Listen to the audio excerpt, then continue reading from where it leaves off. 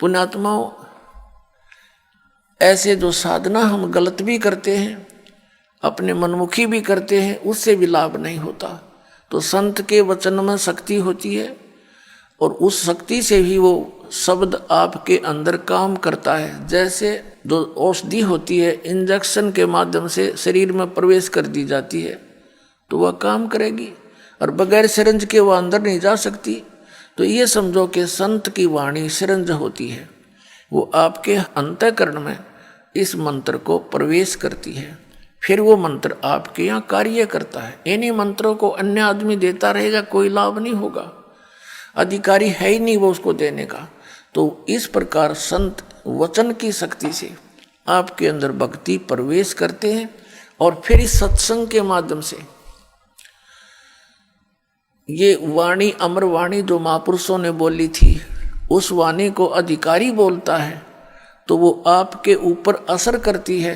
वो ऐसे असर करती है जैसे किसी को सर्प डस जाता है, और उस सर्प के विष उतारने का एक मंत्र बोलता है गारडू,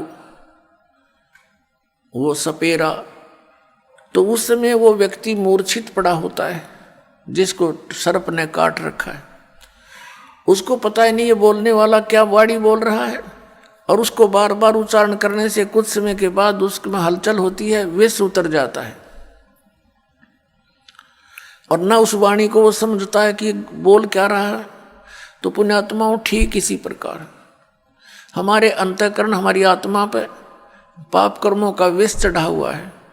इन महापुरुषों की वाणी, सदग्रंथों की वाणी और अधिकारी के द्वारा बोली गई आपके ऊपर से वो कुछ ऐसे जो पाप होते हैं, वाणी के पाठ, उच्चारण, श्रवण करने से ही कटा करते हैं। क्योंकि हम जब तक परमात्मा के चरणों में नहीं आते, सत्संग रूपी इस धोबी घाट पर हम नहीं आते, ये ड्राई क्लीन की शॉप समझ लो, यहाँ पर ड्राई क्लीन की दुकान है यहाँ, तो जब तक हम इसके संपर्क में नहीं आएंगे तो मैल कैसे समाप्त होगा?